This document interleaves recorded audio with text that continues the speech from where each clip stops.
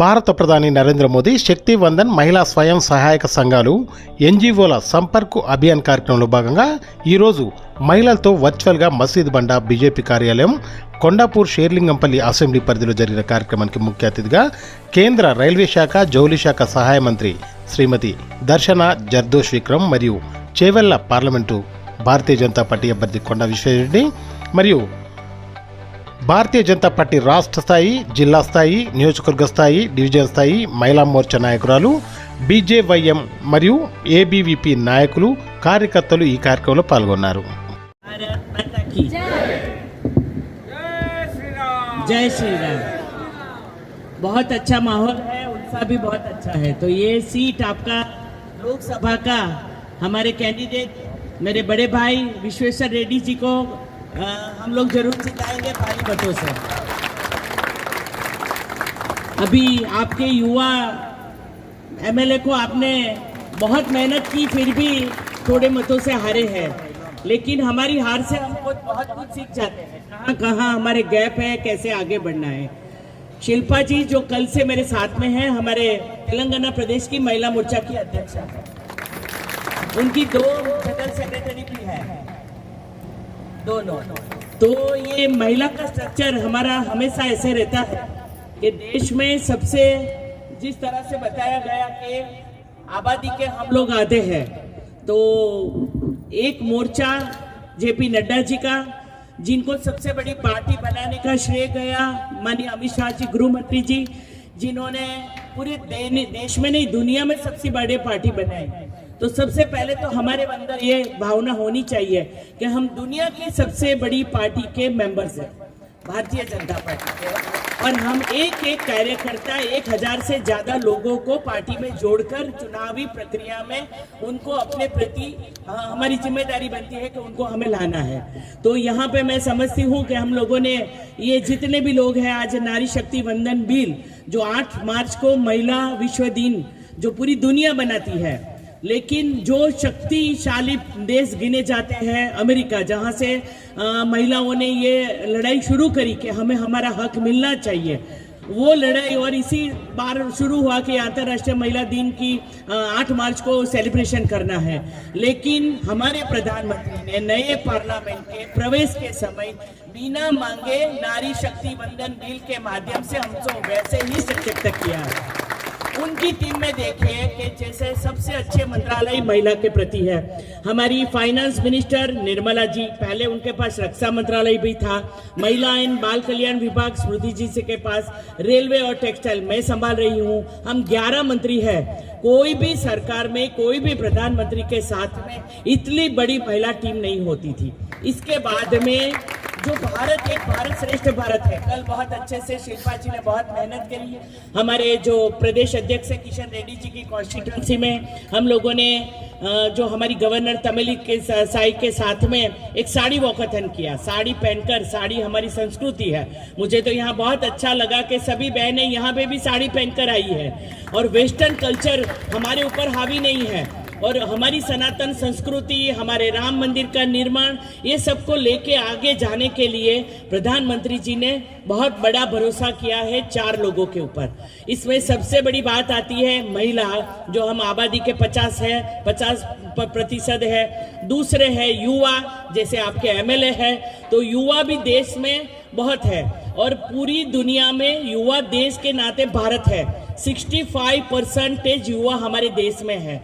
और प्रधानमंत्री जी ने जो संकल्प लिया है, आज़ादी को 75 साल कंप्लीट हो गए, अमृतकाल चल गया, और इसके बाद में आने वाले 25 साल में हमें कैसे प्रगति करना है, कैसे आगे जाना है, तो उनको हम कर्तव्य काल बोलते हैं। वो कर्तव्य काल में हम लोगों को जिम्मेदारी मिली है, तो महिला के प्रति भरोसा है, युवाओं के प्रति भरोसा है। तीसरा है किसान, जो हमारा खेती प्रधान देश है, और वो किसानों को सम्मान करके उनकी सम्मान निधि के साथ में अभी 4 दिन पहले उन्होंने पूरे देश के 21 करोड़ किसानों के अकाउंट में 6000 रुपये जमा किए। तो किसान सम्मान निधि के नाते 21,000 करोड़ रुपया की बड़ी लागत से उनको सम्मान दिया जाता है। और चौथा है गरीब। तो 4 किसी यहाँ पे जैसे बताया गया कि यादव जी हमारे उनके पिताजी भी सब लोग जो है हम लोग कृष्ण के वंशज है, लेकिन जैसे कृष्ण के वंशज है तो उन्होंने सबसे बड़े मध्य प्रदेश में यादव को मुख्यमंत्री बनाया है जो सामान्य कार्यकर्ता है। आप देखिए कि यहाँ पे जो राजनीति यूपी में चलती है तो यूपी में सबसे ज्यादा यादव है। हमारे यहाँ कृष्ण की नगरी गुजरात में है तो वहाँ उन्होंने एक कृष्ण की पुरानी नगरी में वहाँ नीचे एक ब्रिज बनाया जो दुनिया का सबसे बड़ा आर्ट ऑफ इंजीनियरिंग, जो पुरानी द्वारका है जहाँ तक जा सकते हैं ऐसी जगह पे अच्छा सा ब्रिज का ओपनिंग किया। कल हम लोग सब नसीब वाले हैं कि यहाँ पे थे सिकंदराबाद में, कितने सारे रेलवे प्रोजेक्ट, कितनी सारी स्कीमें और डेवलपमेंट जो विकास का एक मॉडल बनाया है कि हम लोगों को कैसे आगे बढ़ना है। तो ये विकास करने के लिए जो शुरुआत करी है इसमें सबसे बड़ी बात है आत्मनिर्भर भारत, भारत को सशक्त बनाना, महिला को सशक्त बनाना। मेरे पास दोनों मंत्रालय है। रेलवे में आप बताइए मुझे कि जो वंदे भारत ट्रेन चलाई कभी उन्होंने ये भेदभाव किया कि जहां डबल इंजन की सरकार नहीं है वहां पे भी मैं न दूं। आज ये जो हमें यहाँ संबोधन करने वाले हैं कहाँ पे गए हैं? पश्चिम बंगाल गए हैं। पश्चिम बंगाल जहां राजनीति चलती है, महिला मुख्यमंत्री होने के बावजूद भी वहां पे ये जो संदेश खाली में महिलाओं के ऊपर अत्याचार हुआ उसके जो एमएलए थे उन्होंने जो काम, एक मिनट देखेंगे अभी तो इतनी सारे लोगों ने उनका स्वागत किया है। अभी 3 दिन पहले जब काउंसिल्स ऑफ मिनिस्टर की बैठक थी, हम सब मंत्री उनके साथ में थे, तो वो बोलते थे कि जब मैंने राम मंदिर के 22 जनवरी के निर्माण से पहले जब मैं 11 दिन का अनुष्ठान कर रहा था और मैं सभी जगह गया और जो जगह नासिक गए, तमिलनाडु गए, कन्याकुमारी, वहाँ पे जहाँ जहाँ राम के जो स्थान थे वहाँ पे उन्होंने दर्शन किया। उन्होंने बोला कि वहाँ कोई राजकीय कार्यक्रम नहीं था, फिर भी लोगों ने उनका जो स्वागत किया है, इतना उत्साह से जो भाव उनके प्रति जो दिखाई देता है, वही चीज कल तेलंगाना में हुई। सबने पिक्चर देखा कि किस तरह से वो तेलंगाना की रैली में लोगों ने उनको प्रति विश्वास, जो मोदी गारंटी की बात है, तो मोदी गारंटी उन्होंने जब मीटिंग लिया तो जब तब ज़्यादातर ऐसा होता है कि जब चुनाव आता है तो सरकारी गतिविधियां कम हो जाती है, वहाँ 6 महीने पहले से ताला लग जाता है। लेकिन दिल्ली में बिल्कुल ऐसा माहौल नहीं है। जिस गति से सरकार काम करती थी वो करती रहेगी। सिर्फ ऐसा आएगा कि 1 महीने का 2 महीने का चुनावी गैप आएगा और इसके बाद में विजन के साथ में कि मुझे फिर से आके मोदी गवर्नमेंट 3 2014, 2019 और 2024 में आके मुझे क्या काम करना है, कैसे शुरुआत करनी है, कहाँ पे बजट करना है, उनको कैसे जल्द से जल्द लोगों के लिए मैं ये सभी योजना बनाऊं। जैसे शिल्पा जी अभी बता रही थी कि बहुत सारी योजना ऐसी बनाई महिला को सशक्त करने की, लेकिन महिला सशक्त करना जरूरी नहीं है। उनकी सोच अलग है कि महिला नेतृत्व ले, अगर वो लीडरशिप लेगी, वीमेन लेड डेवलपमेंट चाहिए उनको कि जो महिला वो प्रगति करती रहे। हमारे पास में तो ऐसे कैंडिडेट है जो विश्वेश्वर जी के साथ में संगीता जी भी इतना काम करती है। देखिए जिस तरह से उन तीनों सिस्टर्स ने अपना एक मेडिकल के सेक्टर में जो योगदान दिया है सबको दिखाई देता है।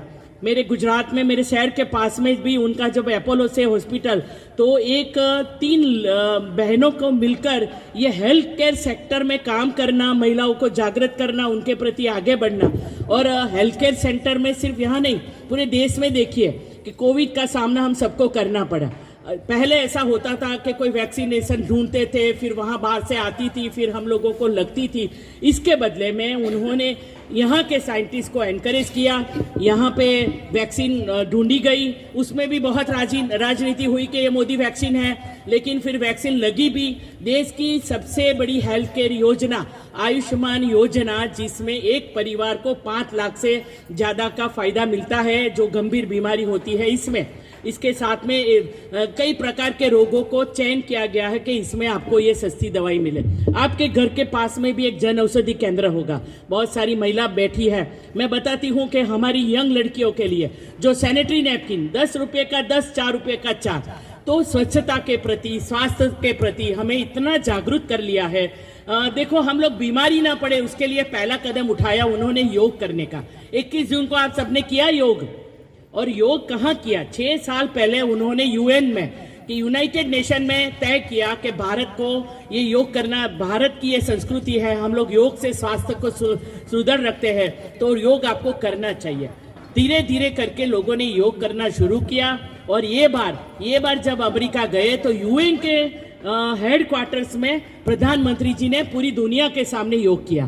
इसके बाद में उन्होंने तय किया 2023 में यूएन में फिर से कि मिलेट्स, श्री अन्न योजना। श्री अन्न माने जो मोटा अनाज होता है, ज्वार, बाजरा, मक्का, रागी, तो उसको वो अपने स्वास्थ्य के लिए अच्छा है। महिला जो जितनी भी ये सोचेगी कि चलो हमारे घर में अपने परिवार का स्वास्थ्य का मुझे ध्यान रखना है, तो वो महिला उससे जुड़कर ये श्री अन्न योजना को इतना बढ़ावा मिला, जैसे छोटे छोटे किसानों को फायदा हुआ, हर एक क्षेत्र के लोगों को इसका फायदा हुआ। तो जो भी योजना बनी कि माता के गर्भ में जो बालक है वो बेटी हो, बेटी का जन्म हो वो इंस्टीट्यूशनल डिलीवरी यानी कि उनकी योजना के साथ जोड़कर, अपनी शिल्पा जी तो डॉक्टर है तो गायनेकोलॉजिस्ट को भी उन्होंने बढ़ावा दिया कि कोई भी घर पे महिला का किसी का डिलीवरी नहीं होगा। मुझे नहीं पता कि यहाँ पे ये योजना है कि नहीं। हमारे शहर में जहाँ पे डबल इंजन की सरकार है, तो राज्य सरकार में गुजरात में तो ऐसा है कि हेल्थ केयर में भी 5 लाख के साथ में 5 लाख मुख्यमंत्री ने जोड़ दिया है। तो हमारे यहाँ 10 लाख की बीमा सुरक्षा योजना है और इसके साथ में जब डिलीवरी होती है तो उसको लेने के लिए गाड़ी आती है, घर पे रखने के लिए गाड़ी आती है। वो एम्बुलेंस के अंदर जैसे छोटा बच्चा हंसता है ऐसे खिलखिलाट करके गाड़ी होती है। तो जहां सरकार दोनों तरह से फायदा देती है, सरकार फिर भी प्रधानमंत्री इतना वो नहीं करते।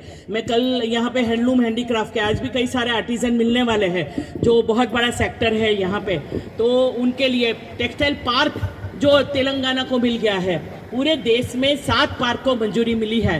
तो इसमें तेलंगाना नसीब वाला है कि उनको ये 7 पार्क मिला है, 7वां पार्क। तो ये प्रधानमंत्री की सोच है कि देश में कपड़ा, जो हम खूबसूरत कपड़े पहनते हैं, खेती प्रधान देश है और इसके साथ में कॉटन बेस्ड इंडस्ट्री है।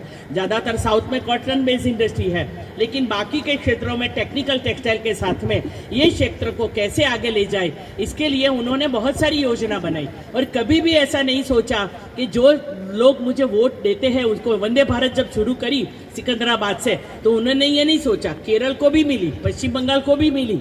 तो वंदे भारत आत्मनिर्भर भारत के प्रति चलता हुआ हमारा सबसे बड़ा एक एग्जाम्पल है। सबसे ज़्यादा फीडबैक या हम लोगों को जो लोगों की तरफ से कॉम्प्लीमेंट्स मिलता है वो वंदे भारत का मिलता है।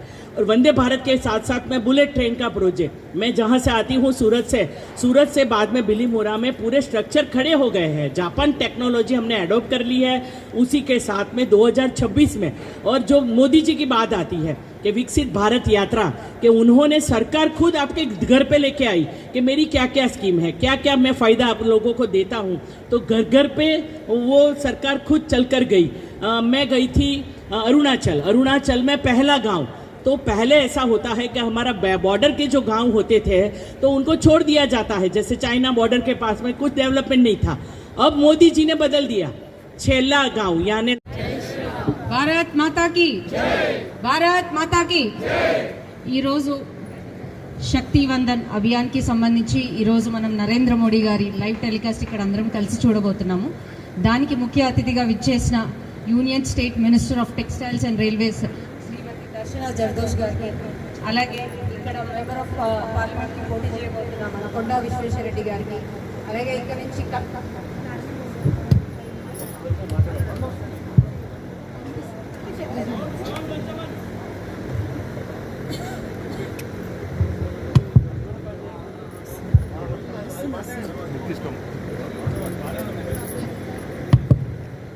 అలాగే ఇప్పుడు వినిపిస్తుంది.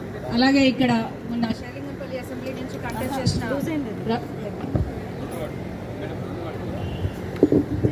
కంటెస్ట్ చేసిన రవికుమార్ యాదవ్ గారికి, అలాగే ఇక్కడికి వచ్చిన స్టేట్ ఆఫీస్ బేరర్స్కి, మహిళా మోర్చా టీంకి, ఇక్కడికి వచ్చిన మహిళలందరికీ, అన్నలందరికీ నమస్కారాలు.